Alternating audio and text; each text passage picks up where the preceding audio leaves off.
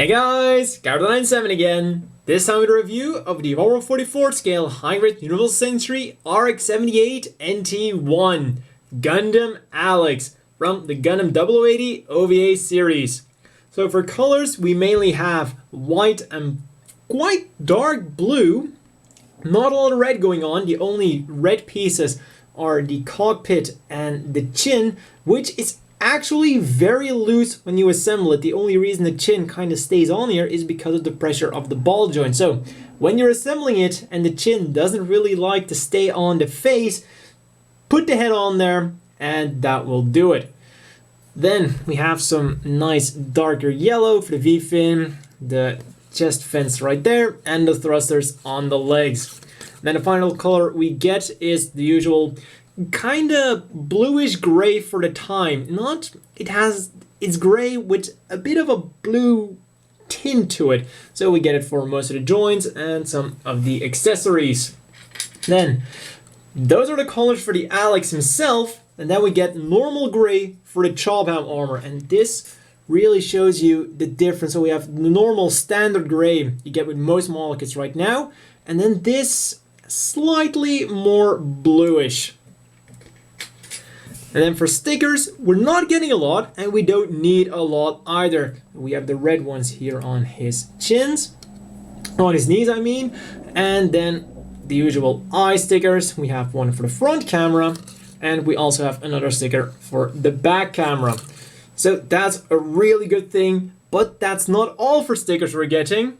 We also get clear marking stickers, and that is what I always really like with a model kit. And the one thing that kind of surprised me about this is usually we get these with mass production types such as the Jims, the Zaku's, the Jagans, and not even with all mass production types do we get them. So I was really excited to get this with a Gundam type mobile suit, and really, even though there aren't any numbers on here, which I mean, and by that I mean the standard numbers going from 0 to 9 to really make the mobile suit your own. Even though Gundam types of course shouldn't come with that, we do get the Earth Federation ones, UNT Spacey, RX-78NT-1, which really get that more within the hybrid Universal Century models.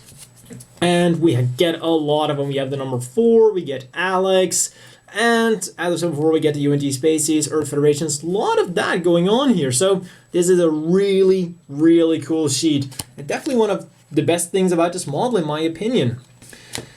Moving on with the articulation, head goes up, down, rotates around all the way.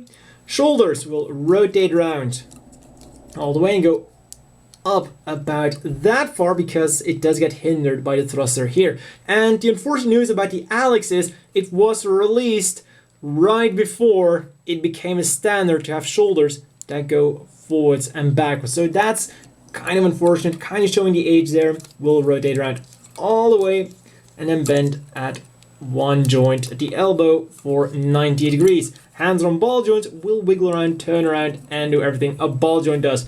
One thing that kind of struck me about these hands is that they seem a bit oversized, so I would recommend replacing them with the standard Federation hands we get nowadays. Then the waist goes up, down. That's really quite nice. Some backwards and forwards moving going on. Rotates around all the way. Push that back in there. Then front skirts. As always, molded together, but can be separated. Forwards about that far, backwards not quite as much with the back skirt. We'll rotate around a bit and go out about that far. Then the legs are double jointed, and they do give a quite nice range of movement, going up all the way like that, not too bad. Then the ankle guard is separate, up and down. Legs go forwards nicely, backwards nicely. They are on a double joint. We have a hinge at the top and then a ball joint at the bottom. So some side to side movement about that far, and you can get it to turn around all the way, side to side, and that is your lot. So unfortunately, in the shoulders, the Alex does show his age, and I find it really kind of tragic for the Alex to be released just before that became standard. And there is one more tragedy when we look at the Alex's arsenal. So moving on with accessories, the Alex was the final completely new kit to be released with this. The good news is, fits into the hand rather well, but there's no way to use this because when you pull it out, this will work with a standard beam blade. So at least you can do that. And like I said, this was the final new kit to get this. Other than that, after the Alex, we got the Gym Command Space type, obvious remold of the ground type, and the Gaplan something from the Advance of Zeta, obviously remold of the Gaplan from the normal Zeta Gundam series. But since we can, of course, put normal beams in this has become quite obsolete. This is for all the model kits that came with toothpick beam sabers. Now just a bit closer. Like they always say, third time's the charm. Let's try this again. Yeah, that's close enough. So let's remove this and support there. And let's move on with the other accessories, which are much better. Starting off with the signature weapon of the Alex. We remove the blue cover. Yes, unfortunately, I guess it's technically a parts former, but what did we expect really? Not only is it probably gonna look a lot better, but it's also a lot sturdier than it would have been if you actually had to pull it out and if they had to figure out some way to make this work on a high grade. You can have it like this, kind of like it did in the anime. So that's also a cool thing. Usually the arms only go up about that far, but because the Alex, you can push it a bit further, just like it was done in the anime. And those guns are killer. And of course we get two of them. Let's put this away. And then we also get two things that weren't seen in the anime. We get the shield and we get the beam rifle. That's really cool. I like that they gave them as a little extra. So shield goes in there really nice and big. The one thing I have to say about the shield is this clip doesn't actually attach onto the arm. It more prevents it from falling off because when you just put it on there, it is technically articulated, but when you just attach it with that clip, it's not really going to stay on that well. When you pull it upside down, it's gonna fall off. So keep that in mind. You could technically get it in some poses like this, but be warned, it's not really holding on to it. As you can see, all the holding power really comes from the handle. And that's also kind of disappointing because the handle alone isn't gonna cut it. It really all boils down to the teamwork between this clip here and the handlebar. Well, let's put it back on as it should. Come on, there we go. And let's move on to the beam rifle. An accessory not seen in the anime or the OVA series, but I guess I would have made the fight a bit too easy. Simply remove this hand here. We get a dedicated trigger finger hand. Unfortunately, it is quite loose in there though. I really do like the way this beam rifle looks. Definitely has a more modern feel rather than a futuristic feel. But the good news is, once you have it in the hand, the floppiness does kind of disappear. Simply put it like that, kind of force it a bit, and there we go. There goes the arm. That was not expected. Well, let's put that back in there. And there we go. Now there is one thing about the model kit with the arm. Let's get into that in a second. So there we go.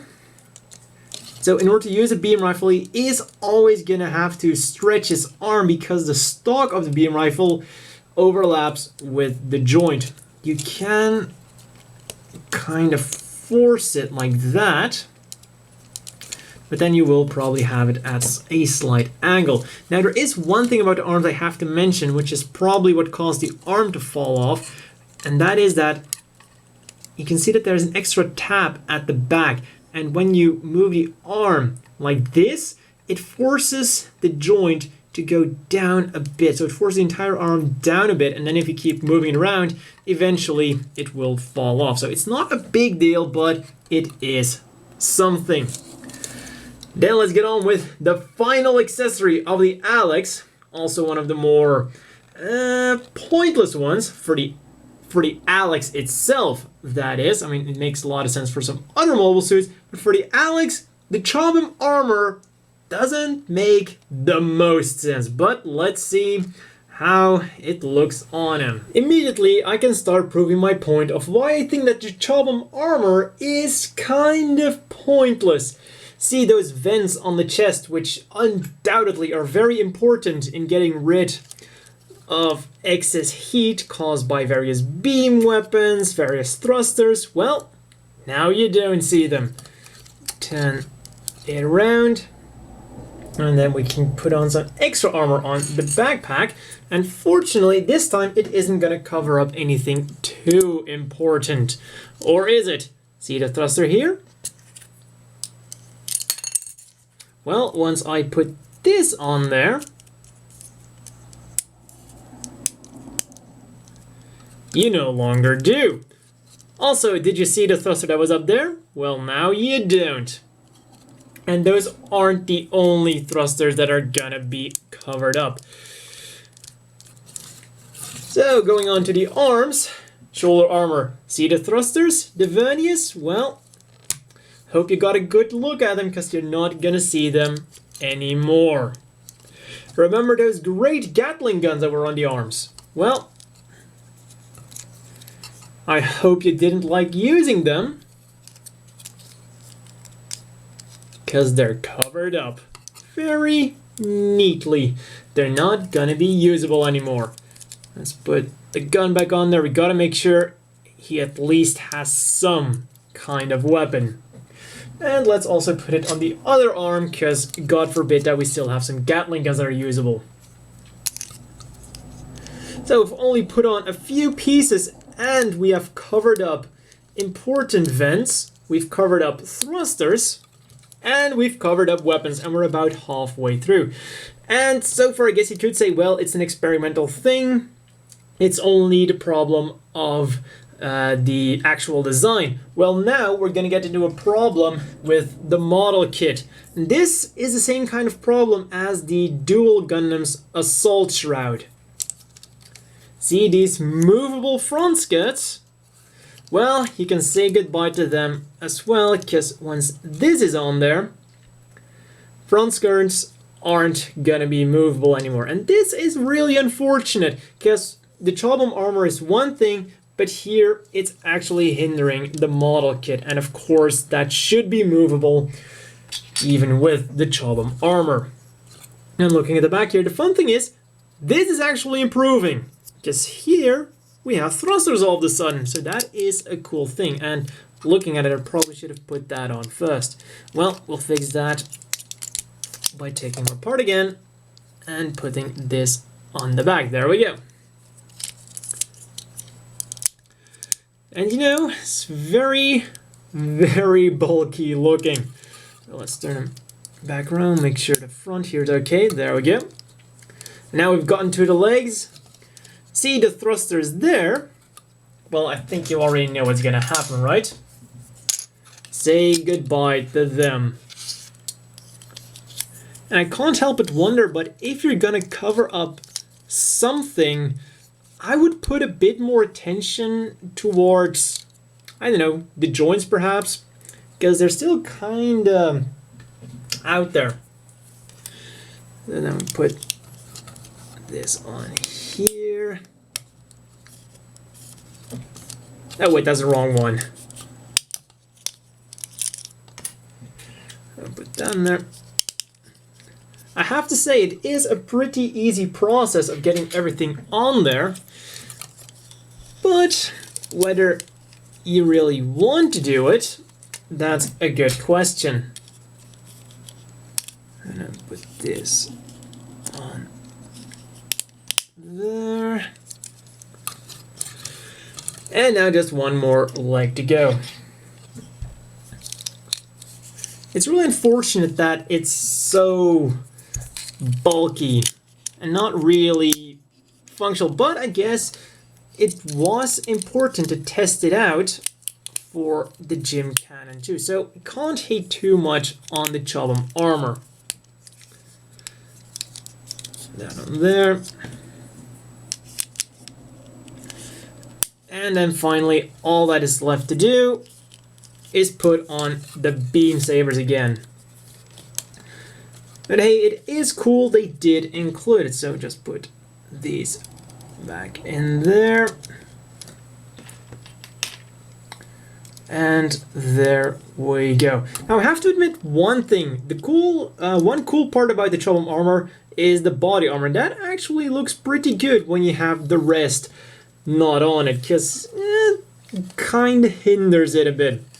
I also find it funny they decided to test the Chobham armor out on the Alex Gundam, which was made to be a very fast mobile suit, all about the reaction time. It had magnetic coating. It was designed to be quick, just fast, have really lightning fast responses. Everything about it was built to be speedy, and then they throw on a shitload of armor. I think it probably would have been a better idea to test it out on something like the Heavy Gundam, but hey. At least the improved armor was later on used on the Gym Cannon too. Now just to get that armor off again. As always, the inevitable question is, do you want to buy this? And well, for 1,500 yen, I think it's very much worth getting it. Now, does it kind of show that it's an older kit? Unfortunately, yes. And that's mainly because it's kind of a transition model kit. It's just at that time that Bandai was starting to phase out the older ways, like not having movable shoulders, not including clear beams, and still giving us the beam toothpicks. And they were moving on to having those. And the Alex was unfortunately the last one to still have those older gimmicks. And what actually makes this kind of tragic is that this is the Alex. In the anime, it was supposed to be the latest and greatest mobile suit featuring a lot of new technologies. So it would have actually been really cool if the Alex was one of the first ones to actually feature them. Because in the anime, the Alex was a mobile suit that pioneered magnetic coating. It also pioneered the 360-degree monitor in the cockpit. And as a model kit, unfortunately, he uses all of the old technology. But does that mean that the Alex doesn't look good? Absolutely not. This model kit looks fantastic. It looks really great. I would even go as far as to say that I absolutely prefer the way this looks over the Master Grade. And even though it uses the older technology, doesn't mean it's a bad model kit. No, it's just quite average, really, that's all. So the articulation is average, it looks great, and the accessories it comes with are also really cool. It has a shield, it has a beam rifle, and those two weren't shown in the anime at all, so it's really cool we got them. It comes with a Chobham armor, and all of that for 1,500 yen. I think that's a pretty sweet deal when you look at it. And with all the Chobham armor on it, it's a pretty beefy thing. So we're getting a lot of plastic for what we're paying for. So if you like the Alex, if you like 0080, or even if you're just a fan of Gundams in general, this is absolutely something worth getting. Also have to mention the Alex definitely he doesn't really feature the traditional Gundam color, so it's slightly different, even for a Gundam. And we can't forget about the clear marking stickers either. I love them, love that they included it, and as I said before, as far as I can remember, one of the few Gundam or otherwise unique mobile suits that actually comes with these in High Grade Universal Century. And I guess that is one new thing the Alex did. Then for some size comparisons, here he is next to the standard sized Gym Custom and the massive Zaku 3. And finally, let's put him next to some model kits from the same series, the Gym Command Ground Type and the Gym Sniper 2. And that's all for this review, and see you guys next time.